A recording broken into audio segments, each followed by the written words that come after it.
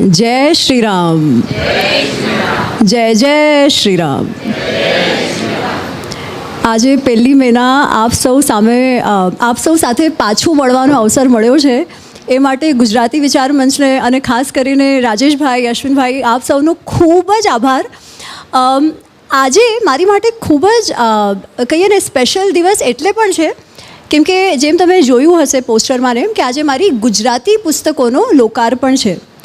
અને મારી 3 પુસ્તકો ઇંગ્લિશમાં આવી જેનો કોઈનો આવો લોકાર્પણ નથી થયો.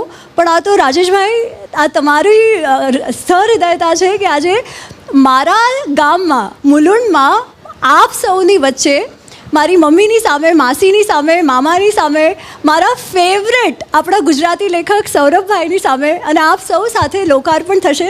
એનાથી વધારે મારું સૌભાગ્ય ના હોઈ શકે. તો ખૂબ ખૂબ આભાર. આજના દિવસે મારી સાથે તમે આવ્યા છો, મારી સાથે આ કાર્યક્રમમાં આવ્યા છો. આપ સૌનો પણ ખૂબ આભાર. આપ સૌને મારા સહૃદય પ્રણામ.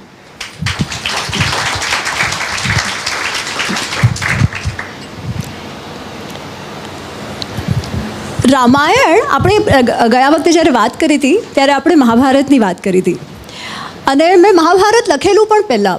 મહાભારત અનરાવેલ જે મારી પહેલી પુસ્તક છે એ પહેલાં લખાયું. અને મને લોકો કહેતા કે મને ઘણીવાર પૂછ્યું છે કે મહાભારત જે છે એ તો 1 લાખ શ્લોકોનો ગ્રંથ છે સંસ્કૃતમાં. રામાયણ 24,000 શ્લોકોનો છે. તો જનરલી જ્યારે લોકો વાંચે ત્યારે પહેલાં રામાયણ વાંચે અને પછી મહાભારત વાંચે. તો તમે શા માટે ઊંધું કર્યું? એનું કારણ એ હતું અને મને ખબર છે કે ઘણા બધા યુવકો સ્પેશિયલી આ કારણ સાથે સહેમત થશે. મને એવું લાગતું કે યાર રામાયણ, કેમ કે આપણે ટીવીમાં જોયું છે, આપણે બધાએ જ જોયું છે, આપણને બધાને રામાયણ મહાભારતની કથા તો ખબર જ છે. તો મને એવું લાગતું યાર શ્રીરામ જે છે એ કેવા છે ને એકદમ આપણને હંમેશા કહે કે વ્હાઇટ એન્ડ બ્લેક, આવું જ થવું જોઈએ, એમ જ થવું જોઈએ.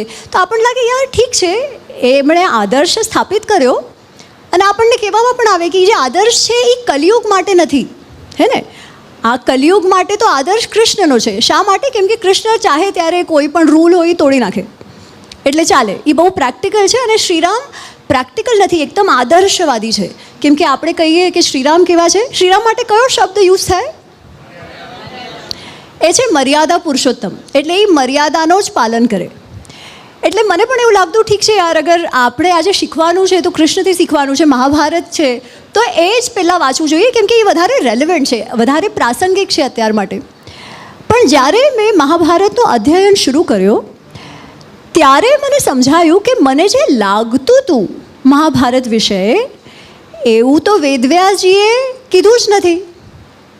ઘણી બધી બાબત જે આપણે લાસ્ટ ટાઈમે વાત કરી, કૃષ્ણ બાબત, પાંડવો બાબત, કૌરવો બાબત, કર્ણ બાબત, આટલી બધી વસ્તુઓ જે મને લાગતી હતી મને ખબર છે એવું તો હતું જ નહીં. એનાથી તો સાવ અલગ હતું. જે શિક્ષા આપણે શીખવાની વાતો જે હતી મહાભારતની, એ જ્યારે મેં વેદવ્યાસજીના મહાભારતનું અધ્યયન કર્યું ત્યારે તો સાવ જુદું હતું. ત્યારે મને થયું કે યાર અગર મહાભારતમાં આવું છે તો ક્યાંક મારી રામાયણની સમજ પણ તો આવી નથી. અને એટલા માટે થઈને મેં વાલ્મીકી રામાયણનો અભ્યાસ શરૂ કર્યો. અને જ્યારે મેં વાલ્મીકી રામાયણનો અભ્યાસ શરૂ કર્યો ત્યારે તમને હું સાચું કહું છું, શરૂઆતમાં તો મને ગુસ્સો આવતો. અને મને ગુસ્સો આવતો કોના પર? આખા આપણા દેશ પર. કે આપણને જે કહેવામાં આવે છે શ્રીરામ માટે અને વાલ્મીકીજીએ શ્રીરામ માટે જે કીધું છે એ કેટલું અલગ છે. અને વાલ્મીકીજીએ શ્રીરામનું વ્યક્તિત્વ આપણી સામે પ્રસ્તુત કર્યું છે એ તો આજ માટે છે, આજે બી એટલું જ પ્રાસંગિક છે. જે આપણે કહીએ છીએ મર્યાદા પુરુષોત્તમ, શું શ્રીરામ મર્યાદા પુરુષોત્તમ છે? 101% છે. પરંતુ આપણે એમની મર્યાદા નથી શીખ્યા. આપણે એમની મર્યાદા જે શ્રીરામ શીખવાડવા માગે છે એ નથી શીખ્યા. આપણે આપણી મર્યાદાઓ એમના પર ઓઢાડી દીધી છે અને આપણે એમને મર્યાદા પુરુષોત્તમ કહીએ છીએ અને આપણે એક્સપેક્ટ કરીએ છીએ કે શ્રીરામ આપણી મર્યાદાઓની અંદર વ્યવહાર કરે અને એવી રીતે જ આપણે એમને જોયા છે.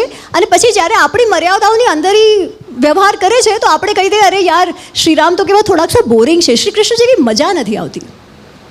આ મારા શબ્દો નથી, પણ આપણને ઘણા લોકોને આ આવે જ છે વિચાર. ઇનફેક્ટ આજે પણ જ્યારે હું ઘણીવાર આવા ટોક્સમાં ગઈ હોઉં અને બુક સાઇનિંગ થતું હોય તો લોકો મહાભારત સૌથી પહેલાં લેશે કે હા મહાભારતમાં અમને બહુ ઇન્ટરેસ્ટ છે.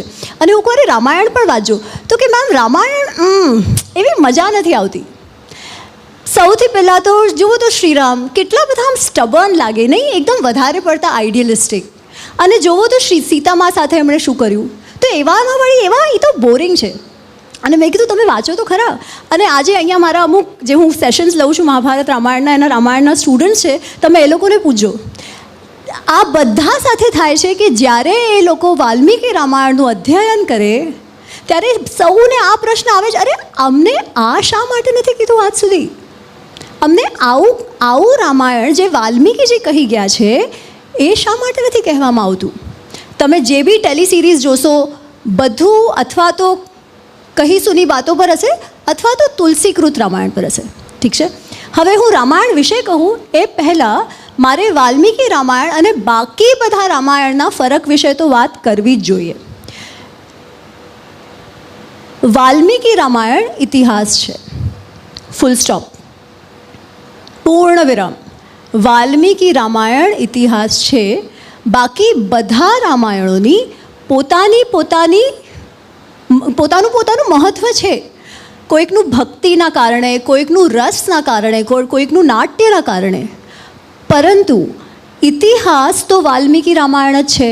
એનો અર્થ શું કે અગર કોઈ પ્રસંગ વાલ્મીકી રામાયણમાં એક તરીકે બતાવાયો હોય અને બીજા કોઈ રામાયણમાં એનાથી વિપરીત બતાવાયો હોય તો ઐતિહાસિક દૃષ્ટિએ, નરેટિવની દૃષ્ટિએ વાલ્મીકી રામાયણ જ ખરું ઉતરે.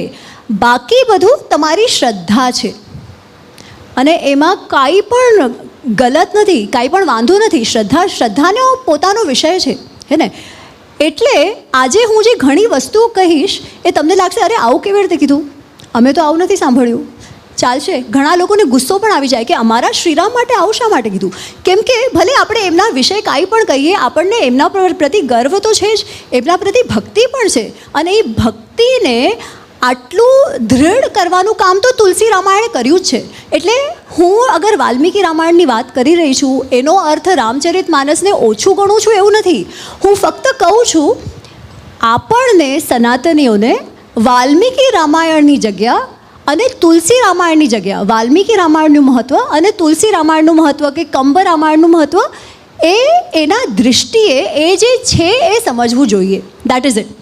એનો અર્થ તમને જે રામાયણ વિશે પ્રશ્નો આવે ને કે શ્રીરામે આવું શા માટે કર્યું, શ્રીરામે આવું કેમ ના કર્યું, કે રાવણે આવું શા માટે કર્યું, તો આટલો બધો બુદ્ધિશાળી હતો, એ બધા પ્રશ્નોના અગર તમારે ઐતિહાસિક દૃષ્ટિએ અને શિક્ષણના દૃષ્ટિએ ઉત્તરો જોતા હોય તો તમારે વાલ્મીકી રામાયણનું અધ્યયન કરવું જ રહ્યું.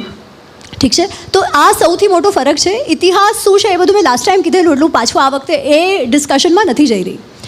અચ્છા, હવે આપણે શરૂ કર્યું. શ્રીરામ જે છે મર્યાદા પુરુષોત્તમ છે, ઠીક છે, પરંતુ તમને આ વાત જાણીને આશ્ચર્ય થશે, વાલ્મીકી રામાયણમાં મર્યાદા પુરુષોત્તમ આ શબ્દ આવતો જ નથી. વાલ્મીકીજી શ્રીરામને મર્યાદા પુરુષોત્તમ કહેતા જ નથી. એ કહે છે રામો વિગ્રહવાન ધર્મ સત્ય સાધુ પરાક્રમ. શ્રીરામ ધર્મના મૂર્તિમંત પ્રતીક છે. સત્ય સાધુ પરાક્રમ, પરાક્રમી છે, સત્યવાન છે, સાધુ પુરુષ છે, પરંતુ ધર્મના મૂર્તિમંત પ્રતીક છે. આ શા માટે મહત્વપૂર્ણ છે? કેમ કે ધર્મની વ્યાખ્યા શું? ધર્મ એટલે એ જે ધારણ કરે, જે તમને ઉદ્ધારની તરફ લઈ જાય, જે પ્રભાવની તરફ લઈ જાય, જે આગળ વધારે, જીવનને આગળ વધારે, સૃષ્ટિને આગળ વધારે, સમાજને આગળ વધારે, એ કહેવાય ધર્મ. અને એના માટે થઈને એક રાજાએ જે પણ કરવું જોઈએ એ શ્રીરામે કર્યું. શ્રીરામ અને શ્રી કૃષ્ણ આપણી માટે અવતાર પુરુષ છે, રાઈટ? અને આપણે જ્યારે કૃષ્ણ ભગવદ્ ગીતામાં કહે છે કે અવતાર શા માટે આવે છે, તો એ શું કહે છે? શા માટે અવતાર આવે છે? તમને બધાને ખબર છે આ વાત. શું છે એ શ્લોક? યદા યદા હિ ભવતી ભારત અભ્યુત્થાનમ હા સૃજામ્યહમ સાધુના ધર્મ સંસ્થાપનાર્થાય સંભવામી યુગે યુગે. લોકોના ઉદ્ધાર માટે, દુષ્ટોના વિનાશ માટે અને ધર્મની સ્થાપના માટે હું દર યુગમાં અવતરિત થાઉં છું. ધર્મની સ્થાપના માટે શ્રીરામ પણ ધર્મની સ્થાપના માટે આવ્યા, શ્રી કૃષ્ણ પણ ધર્મની સ્થાપના માટે આવ્યા. અને ધર્મની સ્થાપના માટે એમણે જે પણ કરવું જોઈએ એ એમણે કર્યું. ઘણી બધી વાતો થશે, પ્રશ્નોત્તરી પણ છે છેવટે. હું તમને એવા અમુક કોન્ટ્રોવર્શિયલ જે પ્રસંગો છે એનાથી શરૂ કરવા માગું છું, કેમ કે આમ તો રામાયણની વાર્તાઓ મોટે ભાગે બધાને ખબર જ છે. ઠીક છે, આપણને સૌને ખબર છે વાલીવધ થયો. કેવી રીતે થયો વાલીવધ? વાલી કોણ છે? સુગ્રીવના ભાઈ. વાલીને કોણે માર્યા? રામે. કેવી રીતે માર્યા? પાછળથી છુપાઈને. ઠીક છે, પાછળથી છુપાઈને મર્યાદા પુરુષોત્તમ જે આપણે સમજીએ છીએ એમણે માર્યા. શા માટે? હા, પણ પનિશમેન્ટ આપણે તો મર્યાદા પુરુષોત્તમ સમજીએ છીએ ને. શા માટે એમણે પાછળથી માર્યું અને શું એ ખોટું હતું? કોઈને ખબર છે આ વાત? ઇનફેક્ટ આ જે પ્રસંગ છે ને એ ખૂબ ઇન્ટરેસ્ટિંગ છે, કેમ કે ઘણા લોકોને આ વાત હજમ જ ના થાય કે શ્રીરામ આવું કરી જ ના શકે, કેમ કે મર્યાદા પુરુષોત્તમ. રાઈટ? એટલા માટે એવી વાર્તાઓ ઘડાય કે વાલી જે છે એનામાં તો એવી શક્તિ હતી કે એની સામે કોઈ આવે તો અડધી શક્તિ લઈ લે. રાઈટ? અમુક લોકો એ વાત કરે એટલા માટે એમણે પાછળથી માર્યું. અમુક લોકો કે એમણે જે કર્યું એ તો ખોટું જ હતું, એટલા માટે એમની સાથે કર્મનું ઓલું ફિટુસ થવું જોઈએ, એટલે શ્રી કૃષ્ણને ઓલા જરા વ્યાધે માર્યો. એવી કથાઓ તમે સાંભળી હશે. બકવાસ. ઠીક છે, 100% ખોટી વાતો. શ્રીરામે વાલીને પાછળથી માર્યો અને શા માટે માર્યો એનું કારણ શ્રીરામ સ્વયં કે છે. કેમ કે જ્યારે વાલી પડ્યો ત્યારે વાલીએ જ કીધું કે આવું કોણે મને માર્યું. પછી જોવે છે કે શ્રીરામ આવ્યા છે તો એ કહે છે, અરે શ્રીરામ તમે, અમને તો લાગતું હતું તમે બહુ ધાર્મિક છો, પણ તમે તો કેવા નીકળ્યા કે ઓલી ઘાસના નીચે ઓલી આગ છુપાઈ ગઈ હોય ને એટલે આપણને દેખાય ઘાસ, એના પર પગ રાખી દઈએ તો પગ જલી જાય. તમે તો એવા નીકળ્યા. લિટરલી કહે છે તમે તો ઢોંગી નીકળ્યા. મારો તમારી સાથે શું વાંધો હતો? મારી તો તમારી સાથે કોઈ દુશ્મની નહોતી, શા માટે તમે મને માર્યો? તો ધર્મ અધર્મની વાત વાલી કરે છે ત્યારે રામ કહે છે તું મને ધર્મ અધર્મ શીખવાડી રહ્યો છે? તું શું તને ખબર છે ધર્મ અધર્મ શું છે? અગર તને ધર્મ અધર્મ ખબર હોત ને, અગર તને રાજધર્મ ખબર હોત ને તો તું એ જ કરત જે મેં કર્યું છે. અને એનું કારણ એ છે કે તે જે પાપ કર્યો છે એ એટલો જઘન્ય પાપ છે. શું પાપ કરેલો વાલીએ? કરેક્ટ, સુગ્રીવની વાઈફ. સુગ્રીવ વાલીનો નાનો ભાઈ. શ્રીરામ એને કહે છે કે એક જે નાનો ભાઈ હોય એ મોટા ભાઈ માટે પુત્ર સમાન છે. ઠીક છે, પુત્ર સમાન છે, શિષ્ય સમાન છે. અને એની જે વાઈફ છે એ પુત્રી સમાન, પુત્રવધુ સમાન છે. તે તારા પુત્રવધુ પર હાથ નાખ્યો.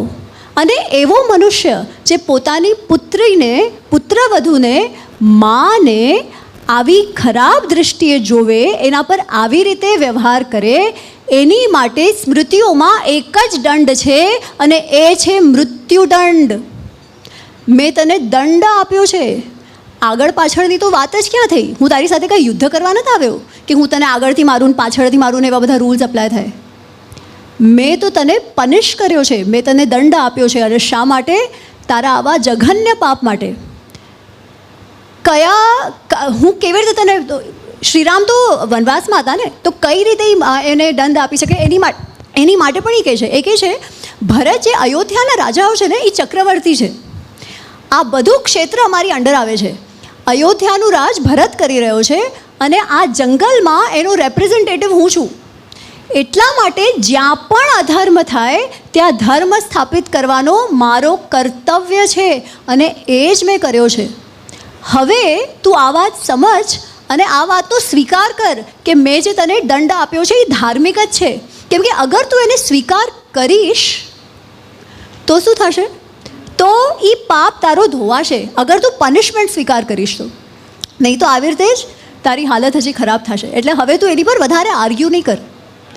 આ વાત કીધી શ્રીરામે. ઠીક છે, એન્ડ ગોલ શું હતો? ધર્મ.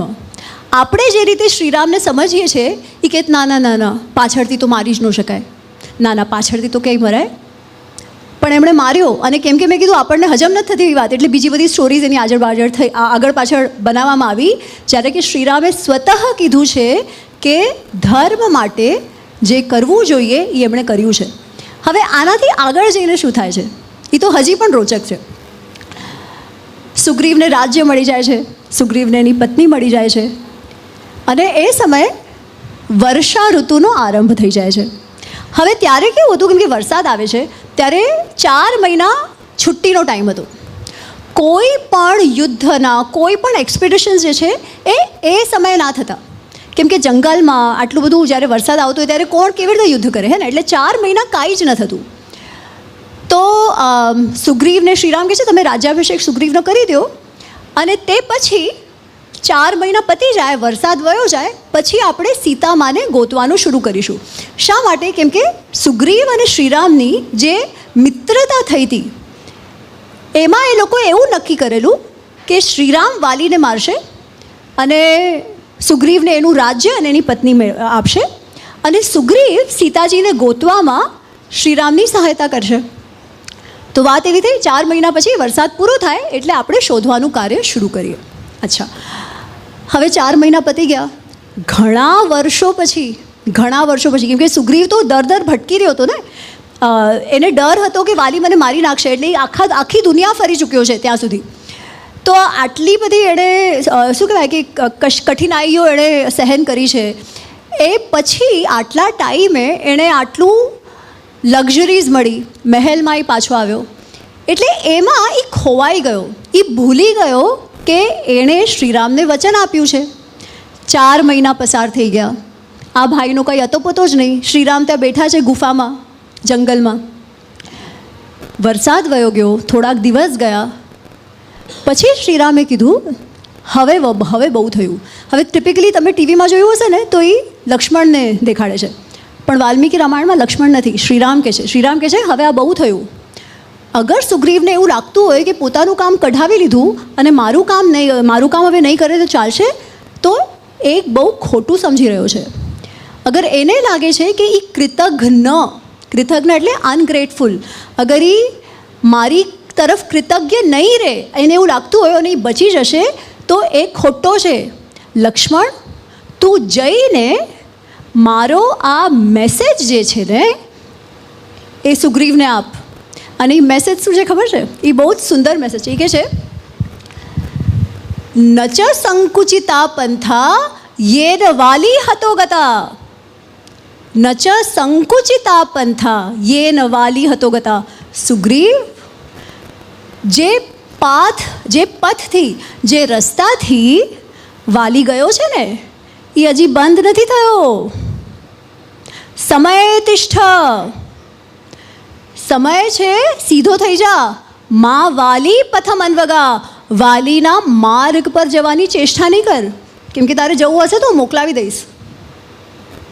આ મેસેજ શ્રીરામનો છે. આપણે જે શ્રીરામનું વ્યક્તિત્વ હંમેશા એક સરખું, એટલે આપણે ટિપિકલી કેમ કે આપણે હંમેશા અરુણ ગોવિલજીને જોઈએ એમાં, હે ને. શ્રીરામ બિલકુલ અરુણ ગોવિલજી જેવા નહોતા, જરા પણ નહોતા. એકદમ પોળા, એકદમ મસલ્ડ, એકદમ આપણે આજના આમ બાહુબલી કહીએ ને એવા શ્રીરામ હતા. એમનું જે ડિસ્ક્રિપ્શન વાલ્મીકી જે આપે છે, ઓહો, એવું એમનું વ્યક્તિત્વ હતું, એવા પડછંદ હતા, શૌર્યથી પરિપૂર્ણ હતા, પરાક્રમથી પરિપૂર્ણ હતા. એવો માણસ કેવો હોય એવા શ્રીરામ હતા. તો તો આ મેસેજ જે છે એ લક્ષ્મણે નહીં શ્રીરામે આપ્યો છે. ત્યારે જઈને લક્ષ્મણમાં બી એકદમ જુસ્સો આવી ગયો ને કે હા ભાઈ હું જઈશ, અને અગર એ નહીં માને તો હું એને દંડ આપીશ. શ્રીરામ કહે છે ના ના, મને નથી લાગતું તારે દંડ આપવાની જરૂર પડે, આટલો તું મેસેજ કહી દે, કામ થઈ જશે. તમે વિચાર કરો, આ તમે વિચાર કર્યું હતું કે શ્રીરામ આવું કરી શકે? જ્યારે કે આ હું મારા ઘરનું કાંઈ નથી કહી રહી, હું જે કહી રહી છું એ વાલ્મીકી રામાયણથી કહી રહી છું. વાલ્મીકી રામાયણમાં જે શ્લોક જે રીતે આવ્યો છે ફક્ત એ હું તમારા સુધી પહોંચાડી રહી છું, ફક્ત નિમિત્ત છું, મારું કાંઈ નથી આમાં. અચ્છા, હવે આના પછીનો એક હજી ઇન્સિડન્ટ જોઈએ. આપણને બધાને ખબર છે વિભીષણ શ્રીરામ તરફ આવી જાય છે, ઠીક છે. શા માટે વિભીષણને લઈ લીધો શ્રીરામે? આપણે શું કહીએ હંમેશા? શરણાગત વત્સલ. વિભીષણ આવ્યો શરણાગત વત્સલ, શ્રીરામે એમને લઈ લીધો. અને આપણે ટિપિકલી એ રીતે જ વિચાર કરીએ કે ઓહો હો શ્રીરામ શરણાગત વત્સલ. શું શ્રીરામ શરણાગત વત્સલ છે? હા, પણ શું વિભીષણને લેવાનું કારણ ફક્ત શરણાગત વત્સલતા છે? બિલકુલ નહીં. જ્યારે વિભીષણ આ લોકો સમુદ્રની આ પાર જ્યારે હોય છે ત્યારે એ લોકો હજી પ્રયત્ન કરી રહ્યા છે કે કેવી રીતે સમુદ્ર ઓળંગીને લંકા તરફ જવું. એ સમયે વિભીષણ આવે છે. તો જ્યારે વિભીષણ આવે છે ત્યારે પહેલાં તો જે બધા વાનરો છે એ લોકો કહે છે આ કોણ આવી ગયો? તો વિભીષણ કહે છે કે તમે શ્રીરામને જઈને કહો હું રાવણનો નાનો ભાઈ છું. એટલે એ લોકો બધા દોડતા દોડતા જાય છે, જ્યાં સુગ્રીવ અને સુગ્રીવના બધા મંત્રીઓ, હનુમાનજી અને શ્રીરામ બેઠા છે, અને કહે છે કે રાવણનો ભાઈ આવ્યો છે અને એ કહે છે એ તમારા શરણમાં આવવા માગે છે. તો શ્રીરામ કહે છે ઠીક છે, શું કરવું જોઈએ એવું તમને લાગે છે? તરત દઈને એને લઈ નથી લેતા, કેમ કે વિચાર કરો શ્રીરામની પોતાની આર્મી નહોતી, સુગ્રીવની આર્મી હતી, હે ને? એટલે એ કાંઈ પોતાને મનમાં આવે એવી રીતે એ લોકો પર હુકુમ ન ઝાડી શકે. ઝાડી શકત, પણ એવું કરત તો શું થાત? જે વાનરોને જે ભાવ એમની માટે થઈ શકત કે આપણે આજના દિવસમાં કહીએ ને કે ટીમ વર્ક, ટીમ પ્લેયર, ટીમને સાથે કેવી રીતે રાખવી કે ટીમ તમારી વાત માને પણ અને તમને એટલો જ આદર કરે, એ શ્રીરામ ખૂબ સરખી રીતે જાણતા હતા. એટલે એમણે સૌથી પહેલાં બધાને ભેગા કર્યા અને કે તમને શું લાગે છે આપણે વિભીષણને લેવો કે નહીં? એટલે સુગ્રીવ કહે છે કે મને તો લાગે છે ના લેવો જોઈએ, કેમ કે એ આજે આપણો દુશ્મન છે, દુશ્મન તરફથી આવ્યો છે, શત્રુની તરફથી આવ્યો છે, આપણે એની પર ભરોસો ના કરાય. બીજો કોઈ કહે છે આવ્યો છે તો આપણે સૌથી પહેલાં એની પરીક્ષા લેવી જોઈએ.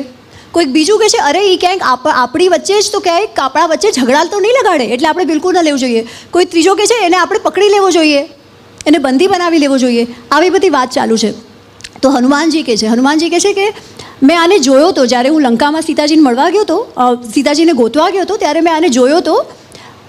મને એવું લાગે છે કે એ કાંઈ સાચે સાચ એ જાણીને, વિચાર સાંભળજો તમે, એ જાણીને કે તમે વાલીને મારીને સુગ્રીવને રાજ્ય આપ્યું, એ જાણીને એને પણ ક્યાં એવું થયું હશે, કેમ કે એ તો એ જાણે છે કે અધર્મી કોણ છે, એનો ભાઈ.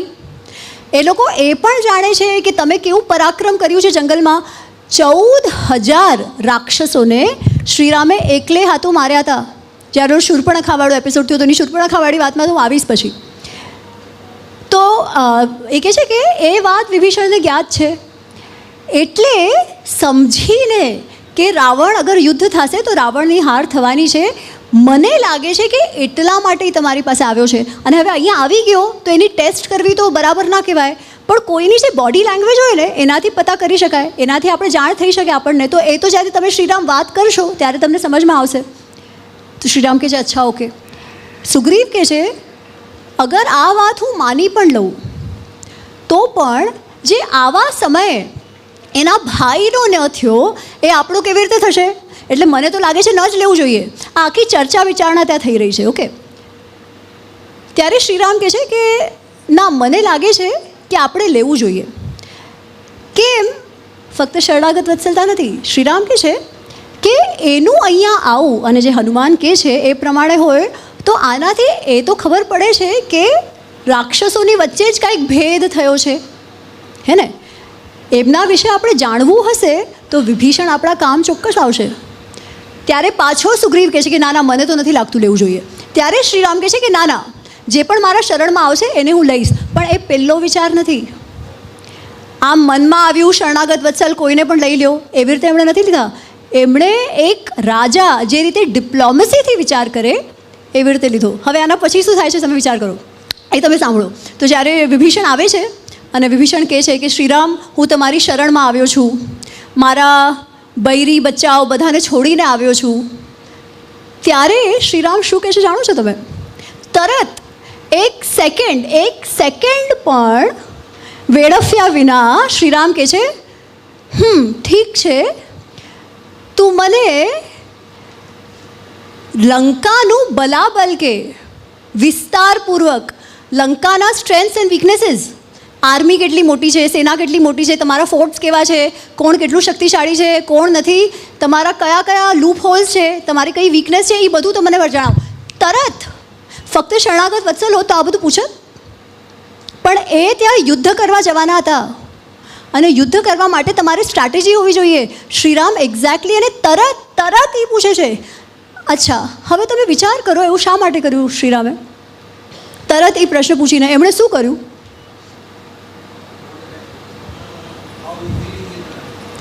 એમણે એ જોયું કે હું જ્યારે આ પૂછું છું ત્યારે એનો ભાવ બદલાય છે કે રાઈટ. કેમ કે અગર એ સાચે સાચ આ લોકોની વચ્ચે ઝઘડા કરવા આવ્યો હોત અથવા આ લોકોની ઇન્ફોર્મેશન લેવા આવ્યો હોત તો તરત એ અંજાઈ જાત ને કે અરે મને આ મારા બદલ જ પૂછી રહ્યા છે. એટલે શ્રીરામે સૌથી પહેલાં એને કીધું કે વિસ્તારપૂર્વક તું મને જણાવ લંકાનું બલાબલ કેવું છે, સ્ટ્રેન્થ્સ એન્ડ વીકનેસીસ લંકાની કેવી છે. પણ વિભીષણ તો સાચા મનથી આવ્યો હતો એટલે વિભીષણે બધું કીધું કે આવું છે ને તેવું છે ને, રાવણ બહુ જ તેજસ્વી છે ને, કુંભકર્ણ આવો છે ને, આટલી મોટી સેના છે ને, આટલા શક્તિશાળી છે ને, આ તે. એટલે લંકા કેટલું શક્તિશાળી છે એણે કીધું. શ્રીરામે કીધું એને હવે તું મારી વાત સાંભળ વિભીષણ, હવે તું મારી વાત સાંભળ.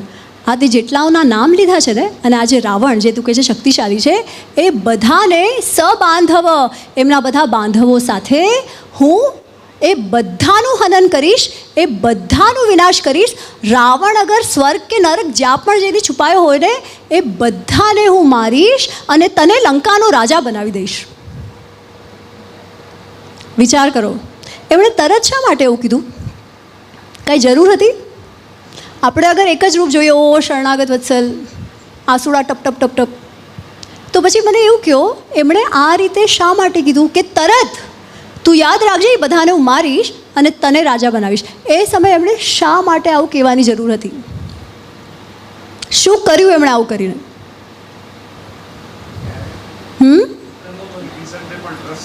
હા, એક્ઝેક્ટલી, કે મને પણ કાંઈ મળશે. આપણે ઇંગ્લિશમાં કહીએ ને કેરેટ આપવો, એના જેવું થયું કે વિભીષણને પણ હોય કે યાર અગર હું મદદ કરીશ તો મારે પણ આમાં મેળવવાનું જ છે, હે ને. એ શ્રીરામે કર્યું એ વસ્તુ કે ભાઈ વિભીષણને કોન્ફિડન્સ રહે કે મારે કાંઈ નથી જોઈતું, જે હશે એ તારું હશે. અને પછી જ્યારે યુદ્ધ થાય છે ત્યારે ઘડીએ વિભીષણનો ફાયદો એમને થયો છે. કેમ કે જે પણ લંકામાં થતું, જ્યારે એકવાર ઓલું એવું દેખાડે છે ને કે સીતાજીને મારી નાખ્યા, તો જ્યારે યુદ્ધ શરૂ થઈ જાય છે ત્યારે એક પ્રસંગ એવો થાય છે કે ઇન્દ્રજીત જે છે, મેઘનાદ રાવણનો પુત્ર, એ એક એવું ઇલ્યુઝન ઊભું કરે છે, એક એવી માયા ઊભી કરે છે કે સીતાજીને મારી નાખ્યા. ઠીક છે, બધા વાનરોની સામે, શ્રીરામની સામે નહીં, વાનરોની સામે. તો જ્યારે એ લોકો જોવે છે કે અચ્છા સીતાજી તો આમ મારી નાખ્યા છે, એ સમયે શ્રીરામ તો સાવ એટલા બધા દુઃખી થઈ જાય છે કે એ બેહોશ થઈ જાય છે ત્યાં. કેમ કે જેની માટે થઈને એ આટલા દૂર સુધી આવ્યા, એમણે આટલા દિવસ યુદ્ધ કર્યું, હવે એ જ નથી, એમની પ્રિયતમા જ નથી. અને રામાયણમાં શ્રીરામ અને સીતાજીનો જે સંબંધ છે, જે રોમેન્સ છે, જે પ્રેમ સંબંધ છે, એ એટલો બધો સુંદર છે કે પૂછો નહીં વાત. મે બી સમય હશે તો એની વિશે પણ આપણે વાત કરીશું. પણ એવી એમની જે પત્ની છે, જે પ્રિયતમા છે, એનો જ મૃત્યુ થઈ ગયો. એ સાંભળીને શ્રીરામ અત્યંત દુઃખી થઈ ગયા, એ તૂટી ગયા. ત્યારે વિભીષણ આવ્યો અને એણે કીધું આ હોઈ જ ના શકે. મને તો લાગે છે જાણી જોઈને વિભીષણે આવું કર્યું, જાણી જોઈને ઇન્દ્રજીતે આવું કર્યું છે. કારણ એને એવું જ હશે કે આવું કરશે એટલે તમે લોકો બધા દુઃખી થઈને બેસી જશો અને એને સમય મળી જશે એનું ઓલું નિકુંભમેળા દેવીનું જે યજ્ઞ એણે કરવાનું છે. અગર એ યજ્ઞ પૂરું થયું તો પછી એને હરાવવો અત્યંત કઠિન છે, એટલે હમણાં ને હમણાં ઊભા થાવ ને એનું યજ્ઞ પૂરું ના થવા દો અને એની સાથે યુદ્ધ કરો. વિભીષણ ના હોત તો આજે આપણે પછી જે વાત કરીએ છીએ એ થાત જ નહીં, રામાયણની વાત જ ના થાત. વિભીષણે એ કાર્ય કર્યું છે. અને આ બધું શા માટે તમને કહી રહી છું કે આવા નાના નાના પાસા છે, નાના નાના પાસા છે જેનાથી શ્રીરામ વિશે આપણે શીખવાનું છે, જે શ્રીરામને આજે બી એટલા જ પ્રાસંગિક બનાવે છે કે એક રાજા કેવો હોય. આપણે કહીએ રામ રાજ્ય, રાઈટ? રામ રાજ્ય સ્થાપિત કરવું એટલે શું? બધું જ સારું સારું હશે કે? તમારી પોલિસી કેવી છે, તમારા રૂલ્સ કેવા છે, તમારી દંડનીતિ કેવી છે, એ બધો જ એમાં બધાનું જ એમાં કામ હોય. અને અગર શ્રીરામ ફક્ત એક જ રીતે આ વ્હાઇટ ને બ્લેક ને બ્લેક કરતા હોત તો સારા રાજા ક્યારે ના થઈ શકત. અને એવા એ નહોતા, કેમ કે એમનો ધ્યેય હતો ધર્મ સ્થાપન, અને એ એમણે કર્યું. ઠીક છે, આ નાની નાની વાતો છે. મેં તમને એક વસ્તુ કીધી હતી કે આ વસ્તુ પાછું આવીશ કહેવા. તો આ તો શ્રીરામ વિશેની વાત થઈ. ઠીક છે, હવે આપણે રાવણ વિશે વાત કરીએ. ઠીક છે, આ વાત જાણવી એટલા માટે મહત્ત્વપૂર્ણ છે કેમ કે આજે ને એક એવી વાત થઈ ગઈ છે કે જે આપણા ઇતિહાસમાં જે વિલન્સ હતા ને એ બધાને આમ પોલિશ કરીને નવડાવી ધોડાવીને હીરોફાઈ કરી દેવામાં આવ્યા છે. ઠીક છે, કર્ણની આપણે વાત ગયા વખતે કરી હતી. રાવણને આપણે કહીએ, અરે તમે જોયું હશે ઘણીવાર દશેરાના દિવસે કે રામનવમીના દિવસે એવા ઘણા બધા મેસેજીસ આવે કે અરે ભાઈ હોય તો રાવણ જેવો, પતિ હોય તો રાવણ જેવો. કેમ? કેમ કે શ્રીરામ તો કેવા હતા? એ તો મિસોજિનિસ્ટ હતા. આજની જે લેડીઝ જે યંગસ્ટર્સ છે તમે પૂછજો કે એ તો કેવા મિસોજિનિસ્ટ હતા. એના કરતાં તો રાવણ સારો. પોતાની બેન માટે થઈને એણે શું કર્યું? આખી લંકા તબાહ કરવા. બેનનું સ્વાભિમાન, બેનના સ્વાભિમાન માટે થઈને.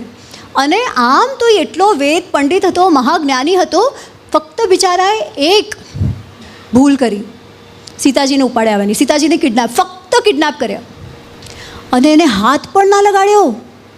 કેવા મહાન! અને શ્રીરામ કેવા? એમણે તો એમની પત્નીને છોડી દીધી, હે ને? એટલે આપણા આઈડિયલ કોણ હોવા જોઈએ? ફેમિનિઝમ. રાવણ નો મીન્સ નો. સીતાજીએ કહી દીધું હાથ ન લગાડ, એટલે કીધું હા બસ, તારું કન્સેન્ટ નહીં મળે ત્યાં સુધી હું કાંઈ નહીં કરું. અરે ભાઈ, આવી વાત થઈને એને ગ્લોરીફાય કરવામાં આવ્યું છે. અગર એવું હોત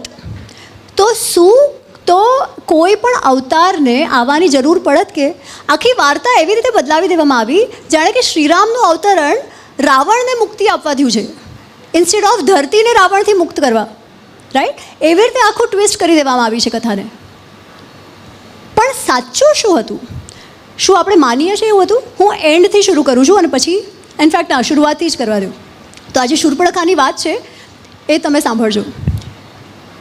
તો રાવણે પોતાના બેનના સ્વાભિમાન માટે આવું કર્યું એવું આપણને કહેવામાં આવે છે, રાઈટ? પણ તમે જાણો છો, જ્યારે શૂર્પણખા પહેલાં તો જ્યારે એ શ્રીરામને કહે છે કે મારી સાથે લગ્ન કરો અને એ ના પાડે છે, લક્ષ્મણને કહે છે અને એ બંને જ્યારે ના પાડે છે ત્યારે શૂર્પણખાને લાગે છે કે આ સ્ત્રીના કારણે, આ સીતા જે છે ને એના કારણે આ લોકો મને ના પાડી રહ્યા છે, હું આને મારી દઈશ સીતાને તો પછી આ બંને મારા થઈ જશે. એટલે એ સીતાજી પર આક્રમણ કરે છે. જ્યારે સીતાજી પર આક્રમણ કરે છે ત્યારે શ્રીરામ સીતાજીને બચાવી લે છે અને લક્ષ્મણને કહે છે કે આ કારણ જે એણે કર્યું આ કૃત્ય માટે તો એને દંડ મળવો જ જોઈએ. ત્યારે લક્ષ્મણ જે છે એના નાક અને કાન કાપે છે, જે આપણે જાણીએ છીએ. અચ્છા, તો પહેલાં તો શૂર્પણખા જાય છે ખરદૂષણ પાસે, જે ત્યાં જ છે, જનસ્થાનમાં છે, એના કઝિન્સ છે. અને ખર અને દૂષણ બદલો લેવા માટે 14,000 રાક્ષસી સેનાને મોકલે છે શ્રીરામ સાથે લડવા. શ્રીરામ એકલે હાથે એ બધાનો વિનાશ કરે છે. અચ્છા, જ્યારે શૂર્પણખાને સમજાયું કે ભાઈ આનાથી તો કાંઈ ન થયું, તો એ જાય છે રાવણ પાસે. તો એ લંકા જાય છે. લંકા જઈને શું જોવે છે કે રાવણને તો ખબર જ નથી કે થયું શું છે. એ તો પોતાની મસ્તીમાં છે, પોતાના ઐશ્વર્યમાં છે, પોતાની સ્ત્રીઓ સાથે મજા કરી રહ્યો છે. શૂર્પણખા ખૂબ ગુસ્સે થઈ જાય છે અને કહે છે, અરે તું કેવો રાજા છે, તને ખબર નથી કે તારા 14,000 સૈનિકો તે જનસ્થાનમાં મરી ગયા અને તું અહીંયા મજા કરે છે? કેવો રાજા છે? તારા જેવા રાજાને તો જે પ્રજા હોય કાઢી મૂકે કે તું સમજીશ નહીં તો તું બી નીકળી જઈશ આવી રીતે. અચ્છા, ત્યાં સુધી રાવણ એને નથી પૂછી રહ્યો કે તારી સાથે શું થયું. પછી શૂર્પણખા જ કહે છે કે જો મારી સાથે શું થયું. તો રાવણ પૂછે છે,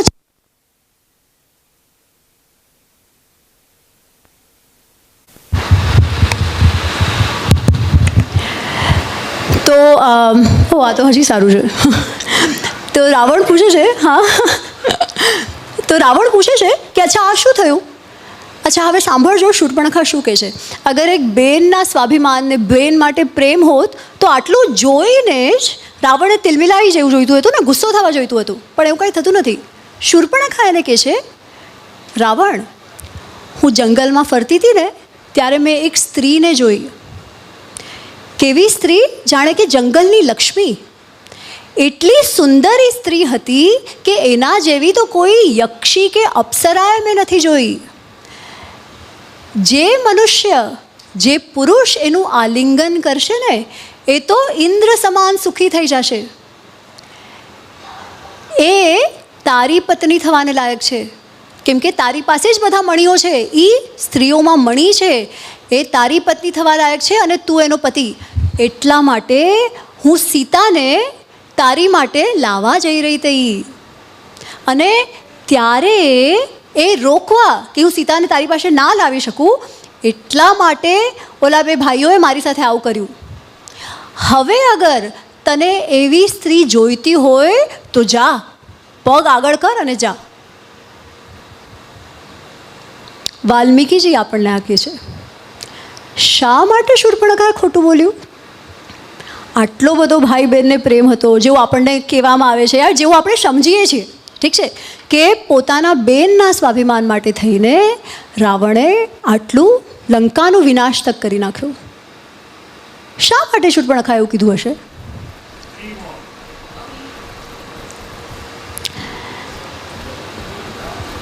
શૂર્પણખા જાણતી હતી કે શું કહેવાથી રાવણ એકચ્યુઅલી સીતાને લેવા જશે. બેનનું સ્વાભિમાન હણાયું એનાથી એના પર કાંઈ ફરક નહોતો પડવાનો, પણ એને એ ખબર હતી કે રાવણ એટલો કામી છે કે અગર એનામાં એ કામુકતા જગાડશે તો એ કાંઈ પણ કરશે. અને એટલા માટે થઈને રાવણ સીતાને લેવા ગયો.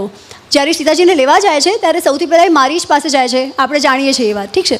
મારીચને જઈને કહે છે કે મારે આજે રામની સ્ત્રી છે એને લેવી છે, કેમ કે રામ કેવો છે? એક નંબરનો અધર્મી. એટલો અધર્મી ને એટલો કટુ વચન બોલે છે એ કે એના પિતાજીએ એને કાઢી મૂક્યો લંકાથી, ઠીક છે, કે એના પિતાજીએ પણ એને કાઢી મૂક્યો. એવો એ રામ છે અને એટલા માટે એની જે પત્ની છે એને મારે લઈ જવી છે, કેમ કે એ તો સાવ અધર્મી છે.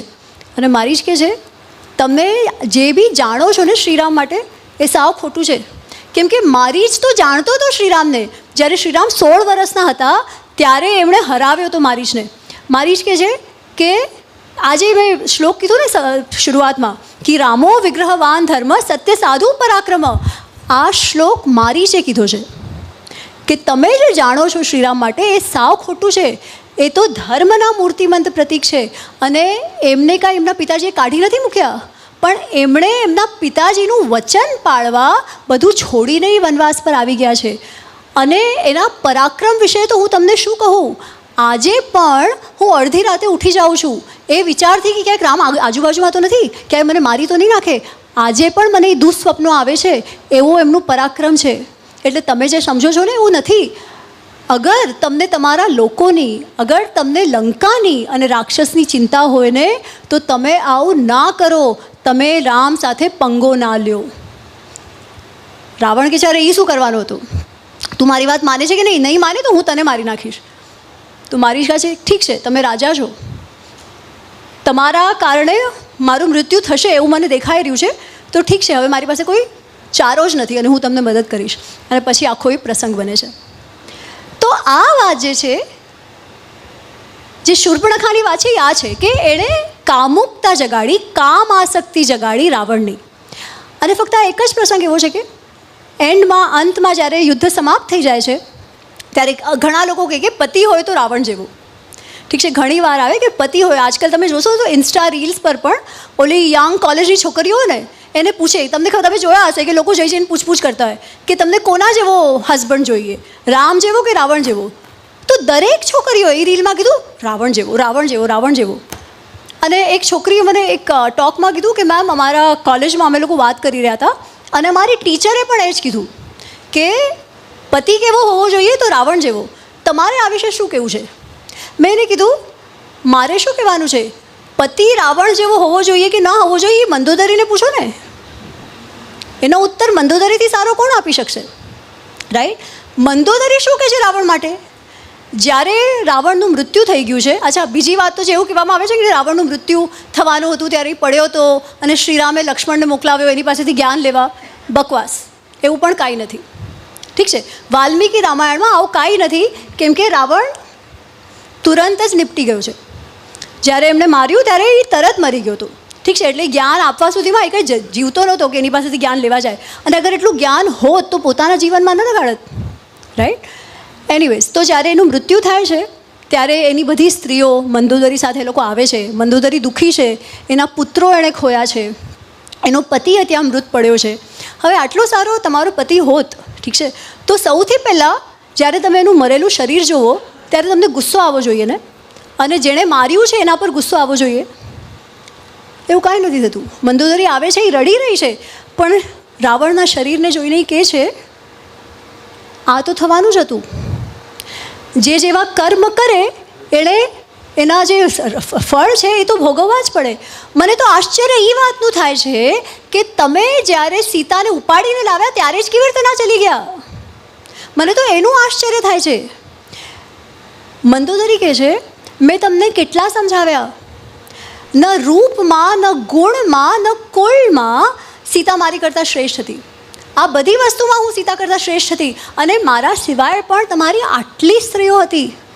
તો પણ જ્યારે જેનું મૃત્યુ આવે, આપણે કહીએ ને કે એ તમારું મૃત્યુ બનીને આવી, અમે તમને આટલું સમજાવતા હતા, તમે સમજ્યા જ નહીં.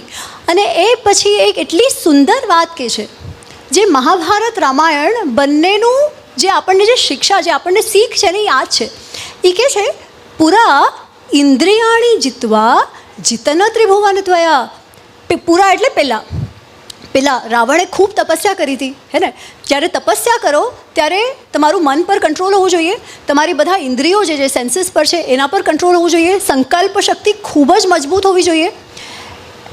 મંદોદરી કહે છે પૂરા પહેલાં ઇન્દ્રિયાણી જીતવા, તમે તમારા મન પર કાબૂ કરીને, તમારો સંકલ્પને મજબૂત કરીને શું કરેલું? ઇન્દ્રિયાણી જીતવા જીતન ત્રિભુવન ત્વયા. જ્યારે તમારા મનને તમે જીત્યા ત્યારે ત્રણેય લોકો પર તમે વિજય પ્રાપ્ત કરી, બ્રહ્માજીથી વરદાન મેળવ્યું, હે ને. આજે ઇન્દ્રિયો છે ને એણે એ વેર તમારી સાથે યાદ રાખ્યું. સમજાયું? કે આજે તમે જેને કાબૂમાં કરી લીધી એ ઇન્દ્રિયોએ એ વેર યાદ રાખ્યું અને એ તમારા પર હાવી થઈ ગઈ. તમે તમારા ઇન્દ્રિયોના કામ, ક્રોધ, લોભ, મોહ, મદ, માત્સર્યના દાસ બની ગયા. અને જ્યારે જે એનું દાસ બની જાય એનો તો અંત આવવો જોઈએ. આ મંદોદરી કહે છે કે કેવો છે રાવણ? આજે ષડ રિપુ છે ને એ ભરપૂર છે. કેમ કે શું રાવણમાં જ્ઞાન નહોતું કે જે કરે છે એ ખોટું છે? હતું. શું એને લોકોએ સારી સલાહ નહોતી આપી? બધાએ આપી હતી. એની માએ, એના પત્નીઓએ, એના નાનાએ, એના નાના ભાઈઓએ, બધાએ એને કીધેલું કે તું જે કરી રહ્યો છે એ સાવ ગલત છે, એ ખોટું છે, ના કર. જો તો ખરા હિસ્ટ્રી શું છે શ્રીરામની, એણે કેવા કેવા પરાક્રમો કર્યા છે, જો તો ખરા. સ્પેશિયલી જ્યારે હનુમાનજી લંકા પહોંચીને આવે છે ને એના પછી તો બધા એવું જ કહે છે, કેમ કે ત્યાં સુધી તો કોઈને લાગતું જ નહોતું કે કોઈ લંકા સુધી આવી શકશે. પણ જ્યારે હનુમાનજી કાર્ય કર્યું એના પછી તો બધા કહે છે કે અરે બાબા હવે તો સમજ, કોઈની વાત જ નથી સાંભળવી. અહંકાર, મને આ જોઈએ છે એટલે જોઈએ છે, મને કોણ કેવી રીતે કંઈક કહી જાય, એ વાત, એ અહંકાર, એ કામ, ધ લસ્ટ જેને આપણે કહીએ કે બસ આ સ્ત્રી મને હા કહી દે, એ એટલું ભરપૂર હતું કે એણે પોતાની સાથે આખા લંકાનો વિનાશ કરી દીધો. પોતાની બેન માટે થઈને નહીં, પોતાની કામ આસક્તિ માટે થઈને અને પોતાના અહંકાર માટે થઈને. પણ અગર આવું હતું તો સીતાજીને હાથ કેમ ન લગાડ્યો? તમને ખબર છે આ પ્રશ્ન રાવણને એનો મંત્રી જ પૂછે છે. મહાપાર્શ્વય મંત્રીનું નામ છે. જ્યારે હનુમાનજી આવે છે અને લંકા દહન ને એ બધું થાય છે ત્યારે હવે રાવણને લાગે છે કે અરે ક્યાંક અગર આવી ગયા તો મનમાં એને ક્યાંક લાગે છે કે થઈ શકે કે આ લોકો આવી જાય. એટલે એ પોતાના મંત્રીઓની સભા બોલાવે છે અને એ સભામાં એ કહે છે કે મેં આવી રીતે હું સીતાને લાવ્યો હતો, મારે એને પાછી નથી આપવી, તમે એવો કાંઈ ઉપાય કરો કે મારે સીતાને પાછી ના આપવી પડે. તો મહાપાર્શ્વ કહે છે કે અરે રાવણ, તમે કોની રાહ જોઈ રહ્યા છો? તમે કોની પ્રતીક્ષા કરી રહ્યા છો? કુક્કુટ વૃત્તિ, જેમ કૂતરો હોય ને, આપણે તો એવા છીએ. તમે ચડી જાઓ સીતા પર, મજા કરો, પછી રામ આવે કે ના આવે તમને શું ફરક પડે છે? શા માટે તમે ફક્ત એને રાખી મૂકી છે આટલો ટાઈમ? હાથ કેમ ન લગાડ્યો એનો ઉત્તર રાવણ સ્વયં આપે છે. એ કહે છે આ એક રહસ્ય છે જે હું તને આજે કહી રહ્યો છું. એકવાર પુંજીક સ્થલા નામની એક સ્ત્રી હતી. એ જઈ રહી હતી, મને એ ખૂબ ગમી ગઈ. હું એકદમ કામમાં આવી ગયો અને મેં એની સાથે બલાત્કાર કરી નાખ્યો. એ એટલી બધી ડરી ગઈ અને એટલી ગુસ્સામાં આવી ગઈ કે એણે બ્રહ્માજીને જઈને કહી દીધું. બ્રહ્માજીએ કીધું આનું હવે બહુ થયું. શા માટે? કેમ કે રાવણે કેટલી બધી સ્ત્રીઓનો બલાત્કાર કર્યો છે, જેમાં કુબેર, જેનો સ્ટેપ બ્રધર છે, ઠીક છે, એનો સોતેલો ભાઈ જે છે, એની વહુને પણ નથી છોડ્યા. નળ કુબેર, જે કુબેરનો દીકરો છે, એની વહુ છે રંભા, રંભાને પણ નથી છોડી. રંભાનો એની પર શ્રાપ હતો, નળ કુબેરનો પણ એની પર શ્રાપ હતો, પણ એનાથી એને કંઈ બહુ ફરક નહોતો પડ્યો. ફરક એને ક્યારે પડ્યો? કેમ કે વરદાન બ્રહ્માજીનું હતું, શ્રાપ હવે બ્રહ્માજીનો છે. એ વાતથી ડરી ગયો હતો કે અગર, જે શ્રાપ હતું એ હતું કે અગર તું હવે કોઈ સ્ત્રી પર જબરદસ્તી કરીશ ને તો તારું માથું ફૂટી જશે. એ વાતથી રાવણ ડરી ગયો હતો અને એટલા માટે એણે સીતાજીને હાથ ન લગાડ્યો. કાંઈ ફેમિનિઝમ નહોતું આમાં, કાંઈ consent is consent and yes is yes and no is no નહોતું. આ કારણ હતું. આમાંથી આપણે શીખ શું લેવાની છે? એક જ વાત જે આપણે મહાભારતમાં જોઈ હતી. અને આ કહીને હું મારું જે વ્યાખ્યાન છે એ સમાપ્ત કરીશ, કેમ કે મને ખબર છે આપણું લાંબુ હજી પ્રશ્નોત્તરી થવાની છે અને મને એ પણ ખબર છે કે અમુક પ્રશ્નો તમારા બધાના મનમાં છે, એ હું પ્રશ્નોત્તરી દરમિયાન લઈશ. આપણે જોયું હતું મહાભારત સમયમાં પણ કૃષ્ણ એક વાત કહે છે અને મેં ત્યારે પણ બધાને કીધું હતું કે આ જે શ્લોક છે ને, આને પ્રિન્ટ કરીને તમારા ઘરોમાં બધાએ લગાડવાનો છે. ધ્યાયતો વિષયાન પુંસઃ સંગસ્તેષુ ઉપજાયતે સંગાત સંજાયતે કામ કામાત ક્રોધોભિજાયતે ક્રોધાત ભવતી सम्मोह सम्मोहात स्मृति विभ्रमात बुद्धिनाशो बुद्धिनाशात प्रणश्यति. જ્યારે તમે કામ ક્રોધ મોહ મદ માત્સર્યમાં આવી જાઓ ને ત્યારે શું થાય? આ જે બુદ્ધિ છે ને એનો નાશ થઈ જાય. અને જ્યારે બુદ્ધિનો નાશ થાય ને ત્યારે પતન જ થવાનો હોય. બુદ્ધિનો નાશ થવો એટલે શું? આપણે જે નિર્ણય જે આમ ન લેતા હોઈએ, જે ન લેવા જોઈએ, આમાં જ્ઞાનની વાત છે જ નહીં. કેટલાય વિદ્વાન કેમ ન હો, પણ જ્યારે તમે આ ષડ રિપુઓની, જ્યારે વૃત્તિઓ, જ્યારે તમે તમારા ઇન્દ્રિયોના દાસ બનીને કોઈ પણ કામ કરો છો, ક્રોધમાં આવીને, માત્સર્યમાં આવીને, અહંકારમાં આવીને જ્યારે કોઈ પણ નિર્ણય લ્યો છો, એ ગલત જ થવાના છે, કેમ કે બુદ્ધિ નાશ થઈ ગઈ છે. અને જ્યારે એ થાય, પ્રણશ્યતિ, વિનાશ થવાનો જ છે. બંને મહાભારત અને રામાયણની સૌથી મોટી શીખ આ જ છે. રામ અને રાવણમાં સૌથી મોટો ફરક શું છે? આ જ છે. એક કમ્પ્લીટલી એના ઇન્દ્રિયોનો દાસ છે અને બીજાને પોતાના ઇન્દ્રિયો પર કંટ્રોલ છે. મહાભારતમાં કૌરવો અને પાંડવોમાં શું ફરક છે? આ જ છે. અને આપણે આ હીરોઝને ગ્લોરીફાય કરવામાં જે શીખ છે એ જ નથી લેતા. ફક્ત આપણે જજમેન્ટ પર રહી જઈએ છીએ. એમણે આ બરાબર કર્યું, એમણે આ નહીં બરાબર કર્યું, આ તો બહુ ખોટું થયું, આ તો સારું કર્યું, અરે બાબા એ ક્યાંનો ધર્મરાજ, અરે શ્રીરામે શું કર્યું? પત્નીને છોડી દીધી, ખૂબ ગલત. એમાં જ આપણે અટવાઈને બેસી રહ્યા છે. અને ઇતિહાસ જેનો મુખ્ય હેતુ છે આપણને ધર્મ અર્થ કામ મોક્ષની શીખ મળે. ધર્મ અર્થ કામ મોક્ષ, જીવન કેવી રીતે જીવવું? ધર્મ સંગત, અર્થ સંગત. પૈસા પણ જોઈએ યાર, પૈસા વગર કાંઈ ન થાય. ધર્મસ્ય મૂલમ અર્થ, ઠીક છે, સુખસ્ય મૂલમ ધર્મ, ધર્મસ્ય મૂલમ અર્થ. અને ગુજરાતીઓને તો એ કહેવાનું જ ના હોય, આપણે તો જાણીએ જ છે, રાઈટ? તો અર્થ પણ જરૂરી છે, કામ પણ જરૂરી છે. કામ પુરુષાર્થ પણ છે અને કામ ષડરિપુ પણ છે. એવું શા માટે? કેમ કે અગર કામ હોય જ નહીં તો આપણને બચ્ચા થશે, એકબીજા માટે પ્રેમ હશે, કાંઈ પણ વસ્તુ આગળ વધશે ના. તો એ પણ આવશ્યકતા છે. ડિઝાયર પણ મહત્ત્વપૂર્ણ છે, પ્રોક્રિએશન પણ મહત્ત્વપૂર્ણ છે, પણ એટલા હદે નહીં કે દુર્વૃત્તિ થઈ જાય, એટલા હદે નહીં કે બુદ્ધિનાશ થાય, એ સમજવાની વાત છે. તો અહીં હું મારા વ્યાખ્યાનને સમાપ્ત કરું છું. આઈ હોપ શ્રીરામ વિશે તમારા મગજમાં જે અમુક વાતો હોય, જે એમનું વ્યક્તિત્વ હોય, મારી ફક્ત એટલી ઈચ્છા છે કે તમને એવું તો થાય કે યાર રામાયણ વાંચીએ તો ખરા. ઠીક છે, મેં કાંઈ તમને બધા ઉત્તરો આપી દીધા છે એવું નથી, પણ અગર આ તમારામાં એટલી પણ સ્ફૂર્ણા થાય ને કે અરે મારે રામાયણ વાંચવું છે, તો એટલું પણ અગર થાય અને તમે રામાયણ ઉપાડો અને વાંચો, વાલ્મીકી રામાયણ, તો હું તમને એટલું કોન્ફિડન્સથી કહું છું કે તમે કાંઈક ને કાંઈક પોતાના જીવન વિશે શ્રીરામના જીવનથી, સીતાજીના જીવનથી, રાવણના જીવનથી પણ ચોક્કસ શીખશો. અને એના કારણે જે પુસ્તકો છે એ લખાઈ છે. સૌથી પહેલાં મેં ઇંગ્લિશમાં લખી, એટલે મેં તો ઇંગ્લિશમાં લખી છે. મહાભારત અનરાવેલ્ડ એના 2 પુસ્તકો છે ઇંગ્લિશમાં, 1 and 2, અને રામાયણ અનરાવેલ્ડ, જેનું આજે જે લોકાર્પણ છે એ મહાભારતનું અનાવરણ અને રામાયણનું અનાવરણ ગુજરાતીમાં છે. એ બંને પુસ્તકો અગર બાકી આપણે જોઈએ કે ફરક શું છે, ઘણા લોકો મહાભારત રામાયણ પર લખે છે, તો આમાં ફરક એટલો જ છે કે મેં કાંઈ પોતાના વિચારથી, પોતાના ઇન્ટરપ્રિટેશન્સ એવું કાંઈ નથી કર્યું. એક જ ઉદ્દેશ્ય છે કે વેદવ્યાસજી અને વાલ્મીકીજીએ આટલા બધા શ્લોકોમાં, આટલા મોટા ગ્રંથોમાં જે આપણને કીધો છે એનો સાર જે છે, જે શીખ છે એ આપણા બધા સુધી પહોંચે. ખૂબ ખૂબ આભાર. જય શ્રી રામ. જય જય શ્રી રામ.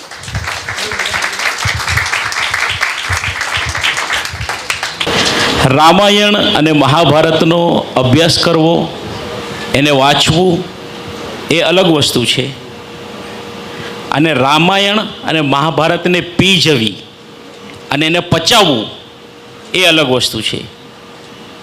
આજે અમીબેને જે વાત કરી, આપણે અગાઉ પણ અમીબેનને સાંભળ્યા હતા, જેમણે મહાભારત વિશે વાત કરી, આજે રામાયણ વિશે વાત કરી.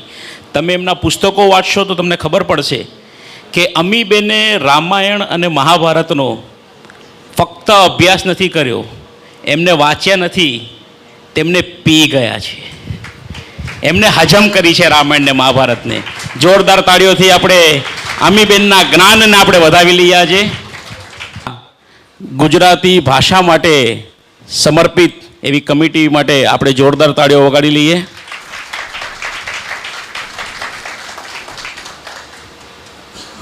હવે આજના આપણા વક્તા અમીબેનનું સન્માન કરશું. હું વિનંતી કરીશ અમારા ગુજરાતી વિચાર મંચના સભ્યોને, આખી ટીમને, કે આપણે સૌ સાથે મળીને ભારતીબેનને પુષ્પગુચ્છ અને શાલ આપીને તેમનું સન્માન કરીએ. અમીબેન, સોરી. હે ભારતીબેન,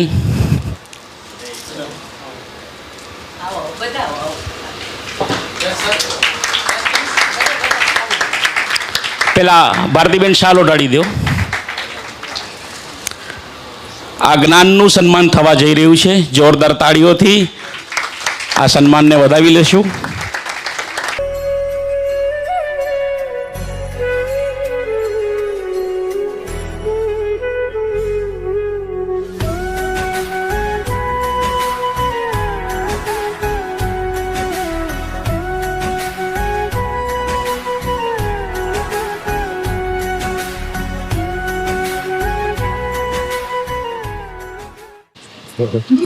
પુસ્તકોનું વિમોચન થઈ રહ્યું છે અમીબેન દ્વારા લિખિત. આપણે જોરદાર તાળીઓ વગાડી અને આ જ્ઞાનના ભંડાર સમા પુસ્તકોનું વિમોચનનો આનંદ લઈએ.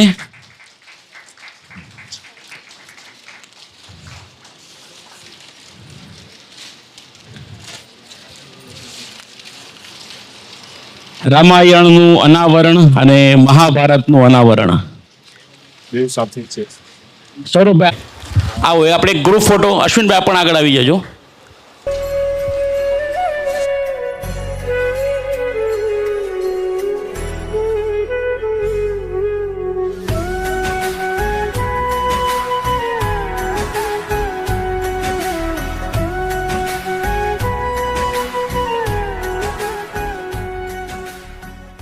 દરેક શ્રોતાને આગ્રહપૂર્વક વિનંતી કરીશ કે અત્યાર સુધી આપણે જે રામાયણ અને મહાભારત જે સિરિયલોમાં જોયું છે, આપણા મગજમાં જે છે, જેમ અમીબેને કીધું કે આપણે રામની કલ્પના શું તો કે અરુણ ગોવિલ, પણ હકીકતમાં ભગવાન રામ શૌર્યના પ્રતીક છે.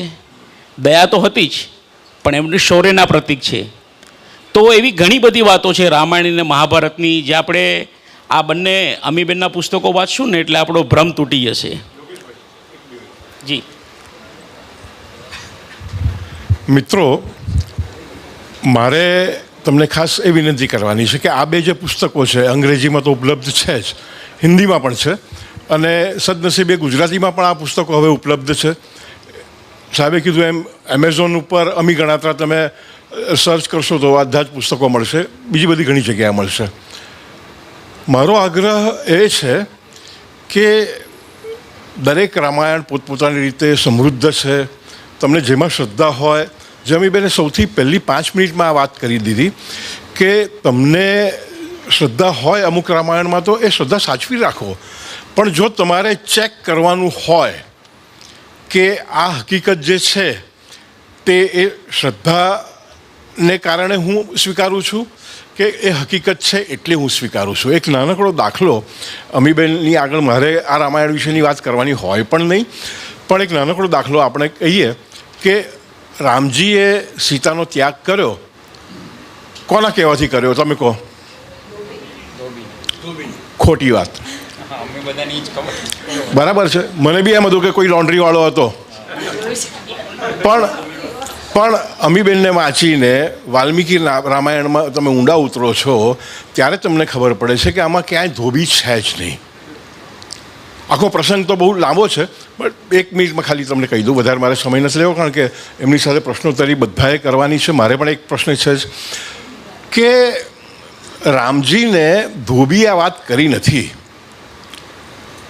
ચાણક્યએ જેમ લખેલું કે ભાઈ રાજાએ સવારના 3 વાગે સૌથી પહેલી મિટિંગ એના ગુપ્તચર સાથે કરવાની હોય. રાજાનું કામ કંઈ સહેલું નથી, તો એ 3 વાગે ઉઠીને દોભાલ સાથે, દોભાલ નહીં એટલે ગુપ્તચર સાથે મિટિંગ હતી. તો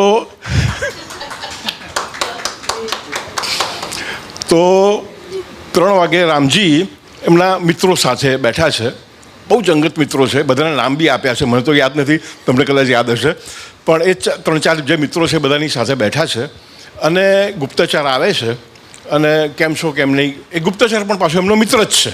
એ ગુપ્તચર કંઈ પેલો અહીંયા લગાડીને ના ફરે કે હું ગુપ્તચર છું, એ તો તમારામાં ભળી જાય અને પછી વાત જાણે, અને બોલી શકતો નથી. છેવટે આમ રડમસ ચહેરે કહે છે, રામના ઘણા બધા પ્રશ્નો પછી જવાબ આપે છે કે સીતાજી વિશે કંઈક આવી વાત ચાલી રહી છે.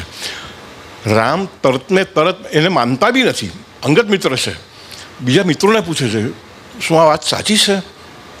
તો બધા કહે છે કે હા અમે પણ સાંભળ્યું છે. એટલે અયોધ્યામાં આ વાત ચાલતી હતી.